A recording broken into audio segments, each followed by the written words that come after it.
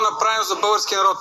Тъй като както Сороса, така и тук присъстващите евроатлантици не знаят какво се случва в реалния живот извън жълтите павета, само да ви кажа, България продължава да тъне в мизерия, българския народ е беден и продължава да обеднява, българския народ продължава да се бори за това да оцелява, продължава да прави избор дали да си плати данъците и сметките или да си купи храна и лекарства.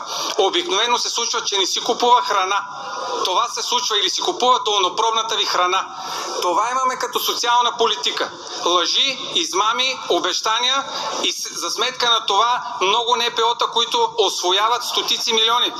Плана за възстановяване и устойчивост, прокаран от това правителство и метастазите на ППДБ, които ликвидираха българската енергетика, за сметка на това техните спонсори спечелиха стотици милиони директно поръчки от Плана за възстановяване и устойчивост. Стотици милиони. Това сте вие неможачи. И всичко това нещо с благосклонното съдействие на ГЕРБ. Защото истината е, че големите виновници, за да дерибействате вие да сте политическите шарлатани, които унищожават държавата, е виновен Борисов, защото той ви търпи, за да си прокарва неговите схеми. Това е истината. Защото той ви легитимира. Той дава гръб на вие да можете да крадете наравно с него.